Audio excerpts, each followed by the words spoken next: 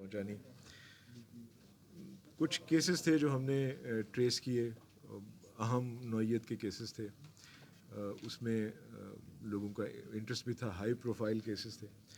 پہلا جو کیس ہے اس میں یہ مقدمہ نمبر 37/21 ہے. اس میں 2 سال کی ایک بچی کے ساتھ زیادتی ہوئی, 2 سال کی بچی کے ساتھ. تو وہ اس بچی کا سوتیلا نانا ہے جس نے یہ کبھی حرکت کی ہے اس کے ساتھ. اس واردات کے ہونے کے 12 یا 14 گھنٹے کے اندر ہم نے اس کو میلسی سے گرفتار کر لیا. تو یہ ہمارے پاس ہے اور یہ کیس ٹریس ہو گیا ہے, اور اللہ کے فضل سے بچی اگرچہ وہ اس کی ظاہر ہے اس کے ساتھ جو فیل کیا گیا ہے وہ آپ کو آواز آ رہی ہے میری؟ کم آ رہی ہے.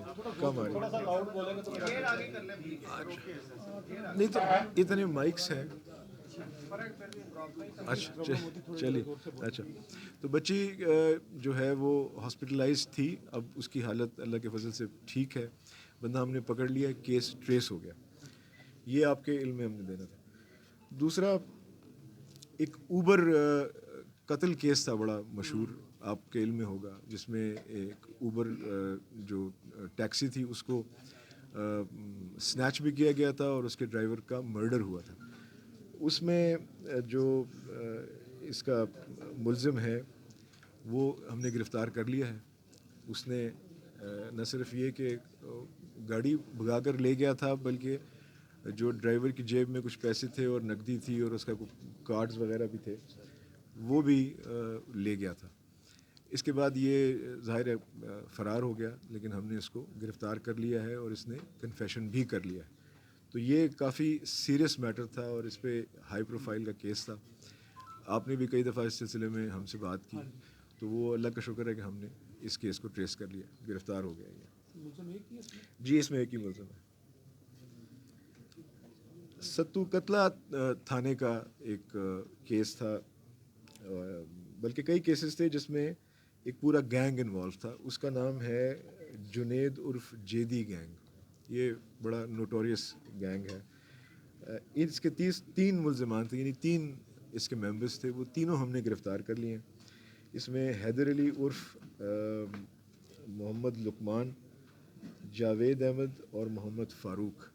ان سے ہم نے موٹر سائیکل, 12 عدد موبائل فونز, 4,20,000 روپے نقدی اور ناجائز اسلحہ یہ برآمد کیا.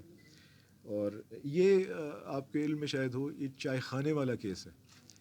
چائے خانے ریسٹورنٹ میں یہ لوگ داخل ہوئے تھے اور وہاں پہ چائے خاص میں یہ لوگ داخل ہوئے تھے اور وہاں پہ انہوں نے یہ واردات کی تھی. تو وہ ہم نے اس میں تقریباً سبھی کچھ برآمد ہو گیا ہے, نقدی بھی برآمد ہو گئی ہے. پھر جہاں پہ لوگوں کے موبائلز یہ چھین کر لے گئے تھے اور جس کو انہوں نے وہ موبائلز فروخت کیے تھے وہ بھی ہم نے گرفتار کر لیے ہیں. ہماری یہ کوشش ہے کہ موبائل سنیچنگ کی جو وارداتیں ہیں ان کو روکنے کا ایک طریقہ یہ بھی ہے کہ جہاں ڈیمانڈ ہے ان کی, اس ڈیمانڈ کو بند کر دیا جائے. یعنی سنیچ آپ کر کے کسی کو بیچیں گے تو آپ نے سنیچ کرنا ہے نا, ورنہ تو فائدہ کوئی نہیں ہے اس کا.